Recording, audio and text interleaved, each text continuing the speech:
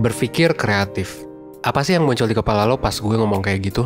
Mungkin lo mikir soal seni, kayak gambar atau musik, karena buat bikin seni, ya kreativitas tuh dibutuhin gitu. Mungkin lo juga mikir iklan yang menarik, karena ya kalau mau bikin iklan, harus bikin formula jualan, plus digabungin sama kreativitas. Bener gak sih kreatif itu cuma ada di sebagian orang? Kalau semua orang bisa kreatif, gimana sih cara kita ngebangunnya? Nah, kalau misalnya lo pengen tahu tentang kreativitas, lo simak video ini sampai habis, biar lo bisa dapet keseluruhan insight-nya.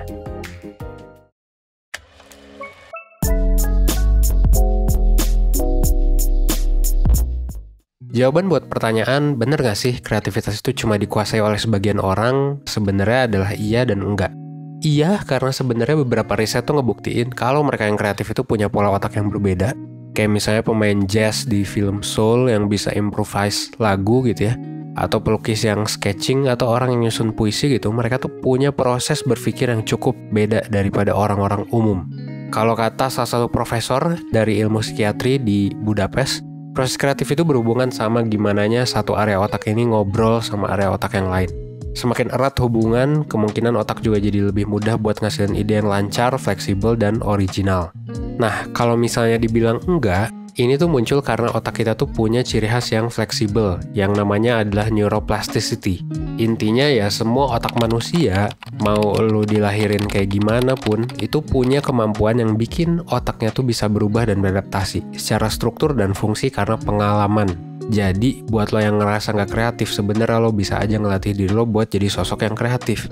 Dengan lo ngelatih otak lo, dengan lo ngelatih beberapa kemampuan tertentu. Nah, di sini gue mau nge-share tentang 3 cara buat ngelatihnya. Yang pertama apa? Yang pertama adalah membingkai ulang gitu. Jadi, salah satu latihan yang bisa lo ambil adalah ngebuka diri lo sama berbagai kemungkinan, interpretasi ke kejadian, orang, atau objek yang ada di depan lo. Membingkai ulang tuh reframe sih bahasa Inggris saya. Kalau konteks kesehatan mental ya reframing itu kayak lo yang awalnya kesel banget sama orang gitu ya. Terus ternyata lo tahu kalau dia tuh misalnya galak ke lo itu karena dia dapat tekanan hebat lagi dari misalnya atasannya gitu. Nah, mungkin ini adalah karena lo nge-reframe atasan lo yang galak, jadi lo reframe jadi dia lagi di bawah tekanan. Makanya kayak gitu. Nah, konteks lain mungkin kayak lo belajar soal reframing ini terus lo coba terapkan di pekerjaan. Ternyata misal lo bisa buat konten jadi lebih fresh. Misalnya lo tuh biasanya kalau nonton YouTube nggak bisa nih nonton konten yang lama. Lo bisa aja reframing gitu. Nonton konten yang lama itu sebenarnya bisa aja asik dengan nge-reframe gitu ya gimana cara lo memandang kontennya yang sebenarnya lo mau pelajari lebih banyak. Atau lo yang misalnya kalau belajar tuh suka males-malesan, lo bisa aja ketika lo nge-reframe otak lo untuk belajar lebih oke gitu ya. Lo bisa aja jadi oke dalam belajar. Nah, jadi sebenarnya orang, objek, atau situasi itu sebenarnya nggak berubah. Yang berubah adalah gimana lo mandangnya. Dan kemampuan ini tuh bisa ngebantu otak lo untuk jadi lebih kreatif. Kenapa? Karena ini maksa kita semua buat ngeliat dari segala sisi dan gimana kita ngeresponnya. Yang kedua adalah mind mapping, yaitu ngejabarin ide secara runut dan teratur. Dan ini buat sebagian orang tuh bukan hal yang mudah. Salah satunya jadi gampang banget buat idenya jadi stuck. Kalau misalnya lo ngerasa kayak gitu, lo susah bikin catatan, ya lo silakan bisa pakai teknik mind map. Mind mapping ini sebenarnya ngebantu banget buat lo buat berkreasi dengan lebih bebas, tapi bisa juga ngebantu lo buat paham. Ya mulai aja dengan ya di tengah-tengah gitu kan. Terus lo lanjut nulis ide ya ke berbagai arah, dan setelahnya lo bisa tarik garis buat hal-hal yang sekiranya berhubungan.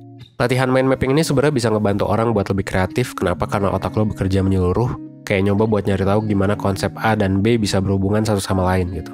Dan ini juga ya mempermudah lo buat memahami konsep dibandingkan cuma baca aja. Jadi lo bisa jadi lebih kreatif.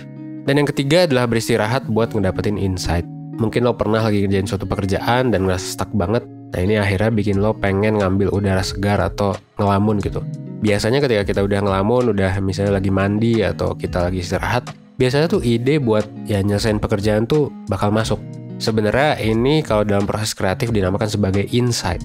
Kalau menurut Mark Wheeler, sebenarnya ya ini adalah profesor psikologi dan researcher juga. Proses insight ini nggak datang gitu aja. Nyatanya otak kita itu justru kerja keras banget ketika kita lagi ngelamun atau nggak fokus buat berpikir.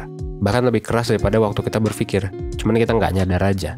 Nah, jadi kalau berikutnya lo lagi ngerasa stuck, silakan relax aja dulu. Biarkan kepala lo buat istirahat. Nah, 3 hal tadi sebenarnya bisa lo lakuin buat ningkatin kemampuan berpikir kreatif. gitu. Dan ini sebenarnya cocok banget buat lo gitu ya, yang mau terjun di ya pekerjaan-pekerjaan yang butuh kreativitas. Contohnya misal di bidang digital marketing, media sosial gitu ya, kayak 1%, seperti yang gue lakukan sampai sekarang gitu ya. Dan itu juga sebenarnya yang mau gue kasih tahu, yaitu 1% bakal ngadain yang namanya bootcamp digital marketing. Di sini kita bakal ngajak lo buat belajar tentang area digital marketing, termasuk juga how to be creative ya. Nah, jadi kalau misalnya lo ikut bootcamp ini, lo bakal dapet 12 sesi workshop, banyak banget ya. Dan nanti kita bakal ngajak lo buat mengaplikasikan kemampuan berpikir kreatif biar lo bisa jadi digital marketer yang oke. Sebenarnya bukan cuma berpikir kreatif doang sih, tapi juga banyak teknis-teknis yang penting untuk lo yang pengen bikin konten, untuk lo yang pengen kerja jadi digital marketing, dan berbagai posisi marketing lainnya, seperti copywriter dan lain sebagainya gitu ya. Ini bakal diadain di tanggal 16 Oktober sampai 31 Oktober. Jadi bentar lagi ya. Itu bentar lagi bakal tutup dan udah ada banyak banget pendaftar. Ya silakan, karena kita pakai kuota jadi jangan sampai kehabisan. Dan ini harganya murah banget ya. Semua benefitnya bisa lo dapetin dengan harga 700.000. Di orang lain lo mungkin beli belasan juta atau ya jutaan. Di kita 700.000 aja. Dan ya belajar bareng lah di sana. Dan lo juga bisa dapet harga yang lebih murah dengan masukin kode promo. Nah, kalau misalnya ini udah bikin lo tertarik, tapi butuh informasi lebih lanjut, silahkan klik aja link di deskripsi. Gue Evan dari 1%, dan kali ini ya gue bakal tunggu lo di bootcamp digital marketing 1%. Karena gue juga bakal ngajar beberapa materinya. Oke, thanks buat teman-teman. Silahkan klik link di deskripsi buat info lebih lanjutnya.